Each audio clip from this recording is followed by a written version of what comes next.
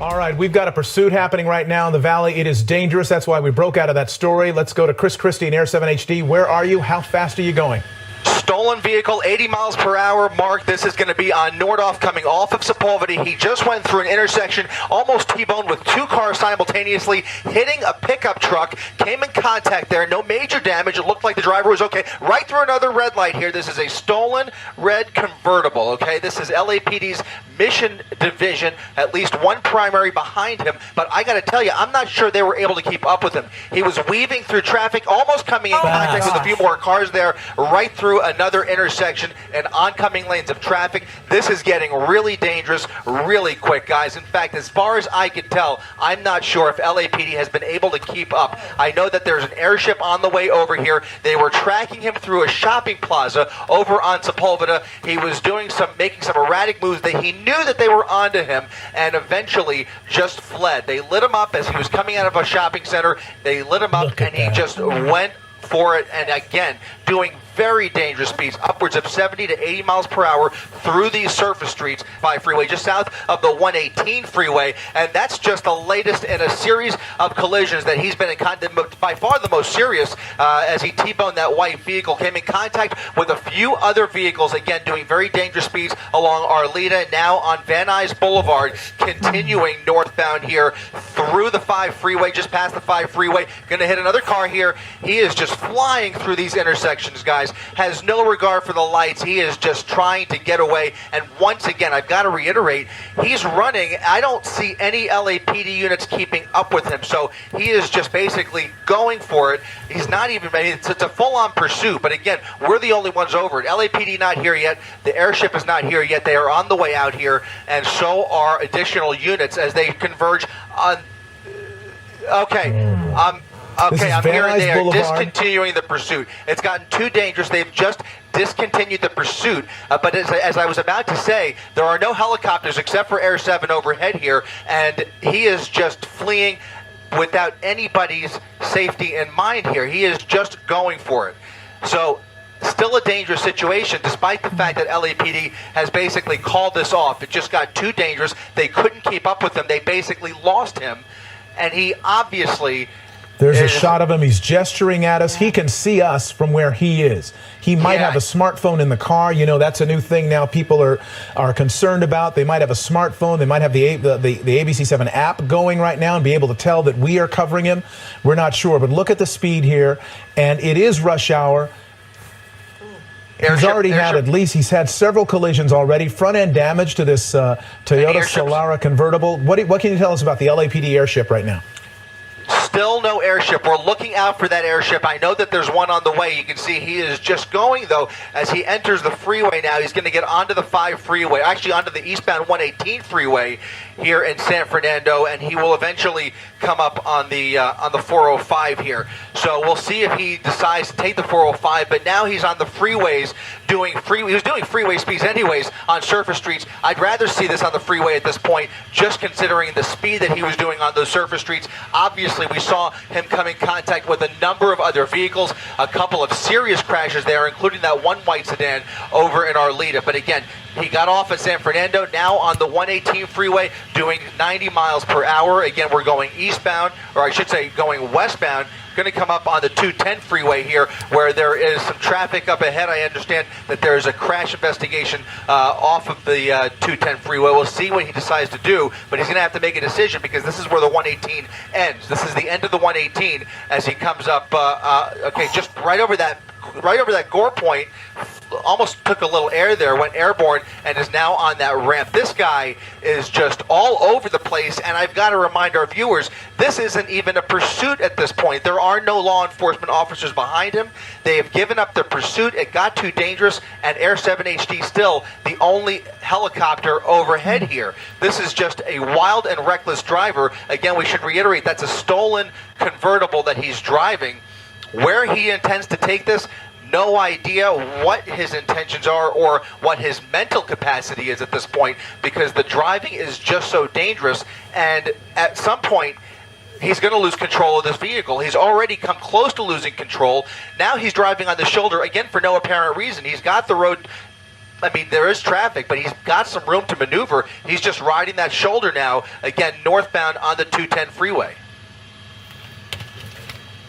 Chris, we're making a switch right now. I'm David Ono along with Ellen Leyva as we continue to watch this extremely dangerous pursuit. It is interesting that police have pulled off of him, and yet he continues to move. We wonder, I guess the question is, will he eventually stop at some time and realize the police are no longer behind him? Well, unfortunately, he just got off the freeway again, got off in Sacramento. Now he's coming back in the eastbound direction, so he's now off the freeway again, driving very recklessly. We'll see if he keeps up these speeds. The problem with this situation, I'm not even going to call it a pursuit because it's not a pursuit any longer, but he is just driving so fast that he is having a hard time maintaining control of the vehicle himself. And now Surface Street, we'll see how far this vehicle goes with him here, but at some point he's going to crash or lose control of the vehicle. It's just a matter of time. We've seen a number of collisions already, right in between another parked car and that van. Now we're doing about 50 miles per hour on a residential street. We're at Harding Street and Adelphia, turning onto Foothill Boulevard, and you can see he's going right through, well, coming to right into a construction zone. Crashes into the cones, all over these cones. There is just no rhyme or reason to this guy is driving. This is as completely erratic and wild as it gets, an unpredictable situation, and backing off, LAPD backing off of this pursuit has had no effect on his driving. He is driving even more reckless than he was earlier. Something got their attention earlier over at Sepulveda and Nordhoff. That's how they found this guy. They ran the plates, discovered it was a stolen vehicle.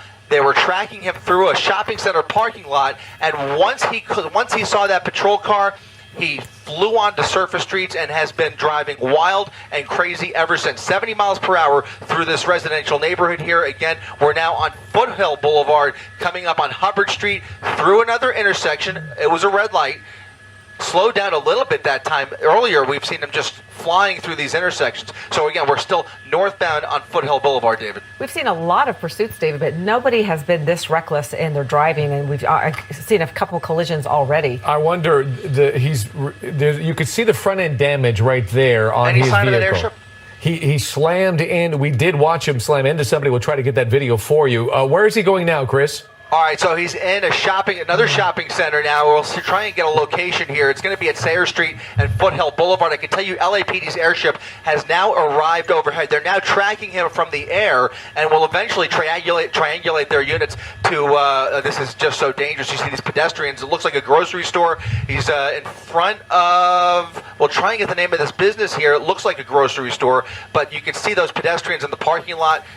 Is he behind the building there, Did Rob? he stop? Okay, I have not seen him come out. Building. Looks like he might Looks have like stopped. a Vons. It's a Vons shopping center.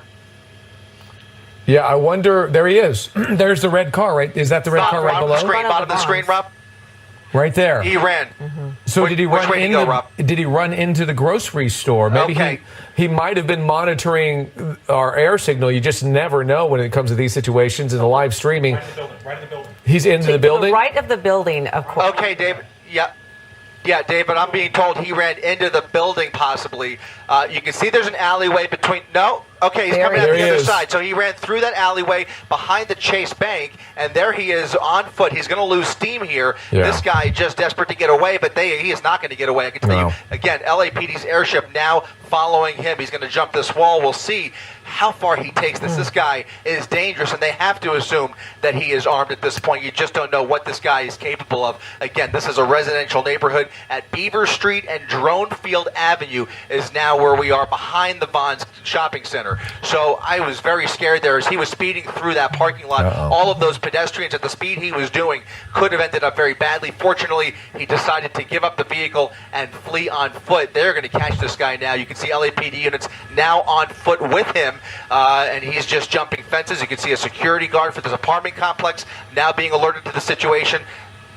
I don't see where he went, but this looks like another private apartment complex behind that shopping center. I'm not sure which direction he went in or if he's now inside that building. Well, but they are going to start to surround this neighborhood rapidly here in the next few seconds. Those are kids running. Oh. Okay, so I think he's somewhere in this complex. You can see there's the airship right there. That's LAPD's helicopter. They are trying to narrow this down as well. You can see one patrol unit behind the Vons shopping center and additional units on the way over here, but gosh, this guy was moving so fast. Even LAPD was having a really hard time trying to coordinate and trying to get enough units to get to the area, let alone pursue this guy. The pursuit just got too dangerous that they had to let him go.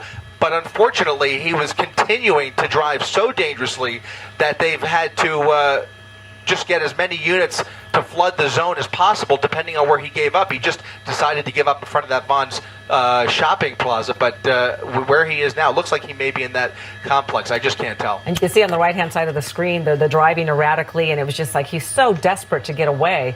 This man was certainly disregarding any safety for anybody. That was a first. That was the first close encounter we saw him get into when it comes to running from the police. Where he looked like he hit the edge of that other vehicle, and then there's a collision. This is the first one, but there is a much more significant collision that took place a few minutes later, and then that led us to what you see on the left-hand side, where he has disappeared somewhere inside this complex of buildings. Most of them, that one might be abandoned on your right-hand side, and on the left could be an apartment building, and he has just disappeared. But they have the place cordoned off. And as authorities find him, we'll certainly check back with Chris Christie. Thank you so much, Chris, and glad you're safe as well. And fortunately, he ditched that.